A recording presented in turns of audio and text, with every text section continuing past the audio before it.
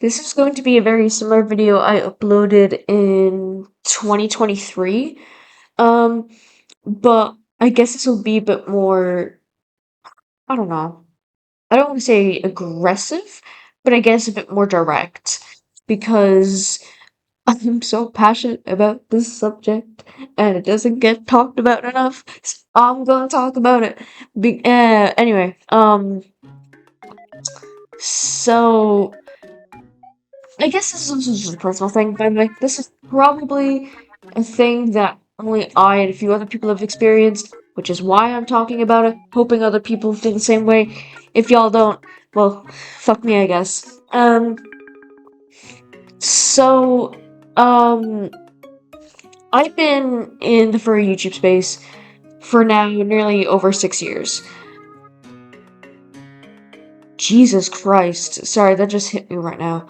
Uh, 4 of those, but overall with me doing YouTube, I've been doing YouTube now for nearly over 10 years. Um, I used to make anime music videos, yeah, um, you know, putting up Pokemon, Blue Exorcist, My Hero Academia to emo music, because views. But regardless, I when it came to me transitioning from that to furry YouTube, first I was really passionate about furry, and I wouldn't say I'm not passionate about it anymore. I'm still passionate about it. I would just say it's still a passive interest. You know what I mean? It's become such a core part of my identity. It's not something I necessarily have to think about, or obsess over necessarily. It's a thing I enjoy, and everyone who knows me knows that I'm a furry. And it's not something I put it in my dating profiles because I don't want to have that fucking conversation every single time. And if you don't like furries, just don't bother fucking dating me. You know what I mean? Which, by the way, I've taken a break from relationships. But when I was on dating apps, that's what I was doing. Because I don't give a fuck. Like, I've made my whole, like, I brought my fursuits to my college. I firsted it at my college. I've made my whole, like, short film, like, using both my fursuits. Like, I don't care, and it's just something such a core part of me, and that doesn't negate its importance to me at all. The furry fandom has saved my life twice. It helped me get out of an abusive relationship, and the furry fandom helped me discover about me being trans and giving me something to live for at a time where I felt like I didn't want to live anymore. And so it's still relatively important. But besides that, there are still a lot of things that are very important to me. And I think furry, in every kind of aspect of my life, I can also incorporate into some of the other important parts of my life. For example, art. I love art, right? I've been drawing for actively 13 years, right? Wait, 14. Nearly 14 years. Jesus. Well, I've been drawing actively for nearly 14 years, and I've gone through a bunch of fucking phases. Of course, my very first thing was actually furry art. Balto is what got me to start drawing. So I would, draw Balto fan art. Then I started getting into other stuff and just Disney in general because I really wanted to be a Disney animator. I remember distinctively wanting to go to America to study in Ringling or Cowlands. That didn't happen, but I did end up going to art college, so there was that. Um, And then I started getting into anime. I started watching Dragon Ball Z, and I was drawing Soul Eater fan art. I was still drawing Pokemon and Pokemon fan art. I was drawing Ash Ketchum with my Werewolf OC. Very cringe, I know. Which is now a completely different series. I'm also thinking about rewriting once again in my head again because I have to. It doesn't. There's a lot of things I want. iron out. There's a lot of kinks I want to iron out. Um, but I started, drawing my own original stuff, and then I got into the furry fandom, I started drawing furry art, and now I just want to draw whatever the fuck I want to without having to be put in a niche, because constantly drawing furry art is, as much as I enjoy it, and I love my characters, it's nice to change things once up in a while. You know what I mean? And any of my other creative mediums, like, again, film, there's a few other films I want to make that don't involve furry. I have two in particular I really want to make. One is based off dreams I've had constantly since I was about 7 years old, because they've been popping back up again. I have no idea what they mean. Maybe using them in film will help me find out a meaning for them. I don't know what they mean. So, I don't know. Maybe trying to make a film about them will help me figure out what they mean. And then another dream, or another film I want to make is about my experience with abuse. So there's so many things that I do outside of furry. Some of those things are involved with furry, some things aren't involved in furry. There's also a lot of other things that I feel like I don't talk about that are also very important to me. For example, being punk and being emo. I've been emo and for over 10 years, and I've been punk for the last 3 or 4 years, roughly. I got into it in around 2021, I want to say. Yeah, 2021 was when I started getting into punk. But I also grew up with brand ska, because my dad was into ska. So I was introduced to, alternative cultures from a very young age. And overall, those things are also really, really important. And they can be intertwined with furry simply because of our firstness, you know what I mean? Like, for example, Kane represented my punk emo side, because at the time I started getting really into punk. That's why I was, seen as very edgy and out there, because I'm still getting into punk. Nowadays, I mean, I am still a punk, I still make jackets. I've only recently made a new one, and I'm in the process of making another one right now. But our personas express so many different parts of ourselves that there's not just... And I think, some people go for simplicity, where they just have the one character, you know what I mean? I don't. I have loads of different characters that represent a lot of different facets of me.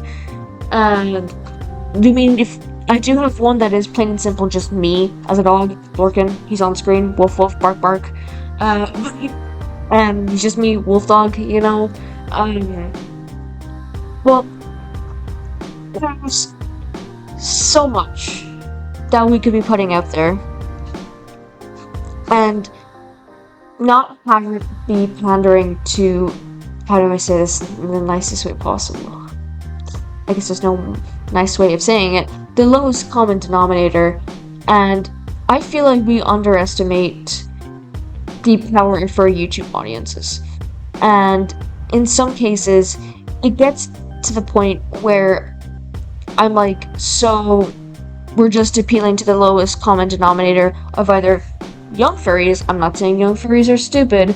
This actually kind of goes against leads in with my point that kids aren't fucking stupid. Kids are actually very fucking smart. So us making very low common denominator stuff is just fucking condescending. And then, of course, top 10 fursuit butts, or top 10 hottest fursuits, or top 10 fursuit crushes is appealing to the furry gooner side. And I'm not saying that, there's necessarily anything wrong with the sexual side of the fandom. I feel like we're just underestimating the entirety of what furry YouTube could be about by making very low tier fucking content. And I think a big part of that is because we're afraid to express ourselves because it won't be fucking rewarded. And I feel like that's really fucking unfair. To the, within saying that, though, there is still a lot of furries, particularly furries on TikTok, who make some content that is unique and different and isn't just the lowest common denominator stuff. That is fantastic. That is great. And that I really fucking enjoy. For example, there is a red panda fursuiter, I believe his name is Token, correct me if I'm wrong, and he renovates old arcade cabinets, and that's what he's passionate about. That is so fucking cool. And then of course there's little Alpha Pup, who is a great fucking singer, and also makes those really cute, lighthearted videos. Well, I say lighthearted, some of them are actually very deep, but uplifting videos, and I think those are fantastic. Those are great for community. But I find still for YouTube, or people who started on YouTube or are very YouTube centric, they are afraid to make content about being themselves or what other things they are passionate about, because they're afraid they won't be rewarded, or they won't be considered or they won't be considered a furry YouTuber anymore. Think about it. There are so many popular YouTubers that are also fucking furries. Saberspark, Chipflake, the fucking odd ones out. And yet they are not considered furry YouTubers because they are not pandering to the lowest common fucking denominator. And I don't think that's fair. I really don't think that's fair. And I just think that's not fair. I really don't think it's fair. I'm not gonna name names because I don't know if they want to be mentioned by name, but I'm gonna just say I know a fucking furry YouTuber or an ex-furry YouTuber who had a unique content style and were literally discouraged from making that sort of content because they were told that no one cares about their content and what they make. And I think that is such a terrible message to point out to other upcoming furry YouTubers who want to break the mold, who want to innovate, and want to be themselves without having to be restricted to making slop content. You know, that's kind of what I see this furry YouTube stuff that is very pandering is slop. And I'm not saying that every single thing, of course not everything is slop in the furry YouTube like, you know, sphere, you know what I mean? But I'm more or less talking about like the furry meme videos. You guys, I trust you guys to know what I'm talking about. But of course there'll always be that one person to misconstrue my point. But there should always be the mentality to break the mold and to make innovative content should always be fucking encouraged, because that's how people grow, that's how people better the community, and overall, it just helps us create better. And I don't think it's fair for us to put down other creatives because we're not brave enough to break the mold, and to stay in a little bubble because it's safe to do so. Because being safe isn't always the right thing to do. And eventually, you're just gonna end up killing yourself in your channel. And that's what happened to me a few years ago because I was making content I didn't fucking care about. And I vowed I wouldn't let that happen again. Reasons why I want to make other content that is fun to make and that is interesting. And again, I'll admit, I have that little bit of a fear that I won't be considered a furry YouTuber anymore, or that my audience is going to leave because I'm deciding to make content that makes me happy. Because I've had that happen before, and it wasn't fun, but it's so important to keep the creativity alive and still be considered part of the community, or not be discouraged or even exiled from a community, all because you want to make better creative decisions for your channel.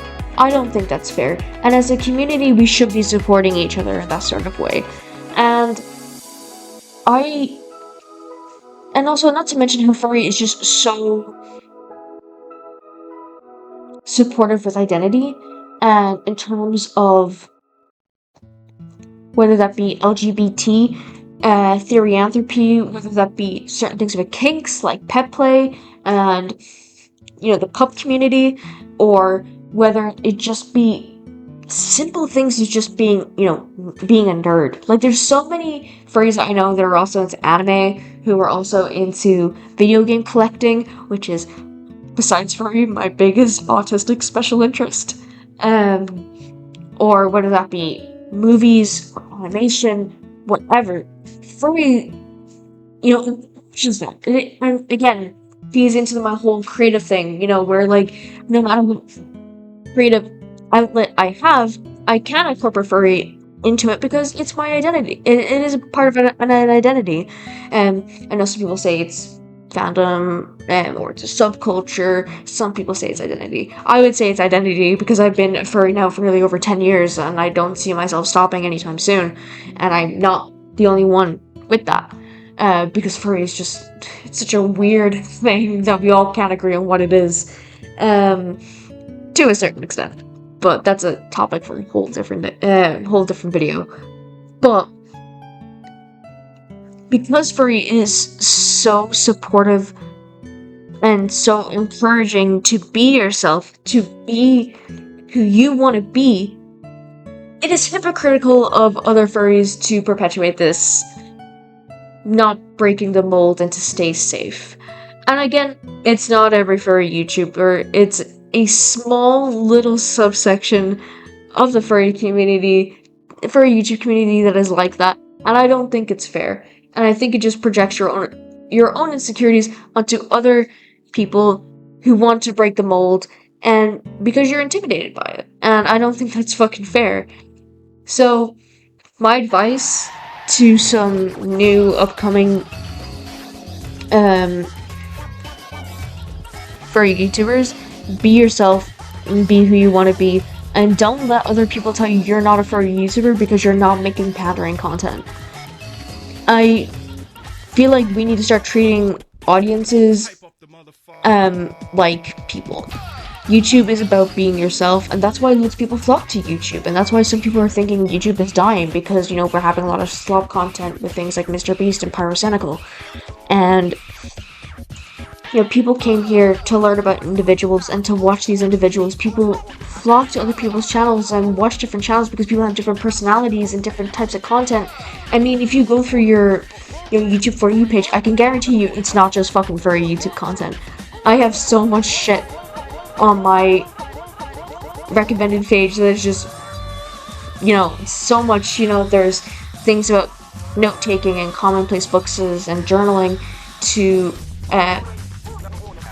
political stuff, me learning about Palestine and the Ukraine war, Russia-Ukraine war, and, learning about the downfalls of certain YouTubers and political figures and just social media figures, and to just many other stuff. There's so much I could go into, but we need to start treating them more like people, and with that is to allow ourselves to be vulnerable and to be more authentic with our audiences and being more open, and to let ourselves actually make content we want to make without being afraid of someone saying to us, you can't do this, because you definitely can. And I feel like we can be more than just someone wearing a fursuit and, talking about top biggest furry conventions or whatever have you, just because you want to be considered or a part of the community, because you can be a part of the community and actually make a much bigger impact by being yourself than being pandering. So please do that. And that's really it. That's the main thing I want to say, because it's so important to me. I'm very passionate about it. I hope it comes across in this video, and hopefully I made sense. If I didn't, if you have any questions, I'll try to reply to them, and I'll try to answer the best way I can possible. And also, this isn't a hate towards a lot of furry YouTubers, by the way. It's definitely a small subsection of some furry YouTubers who were just so nice that I have met in the past. And I'm like, you know what? Fuck you guys. You guys are wrong. And it's always funny. It's always the older ones, not the younger ones, by the way. That's the funny part. You think they'd know better, but they don't. There's some people, or some old people, or like some older people, are just big kids. So, yeah. Anyway, that's all I wanna say. I hope you guys enjoyed. And, yeah, that's all I wanna say is that be yourself, as that is the biggest thing you can be in the community. It's just to be yourself unapologetically and make what you wanna make, and don't let other people tell you otherwise. So, yeah. I'll see you guys in the next one. Do you say goodbye? So long.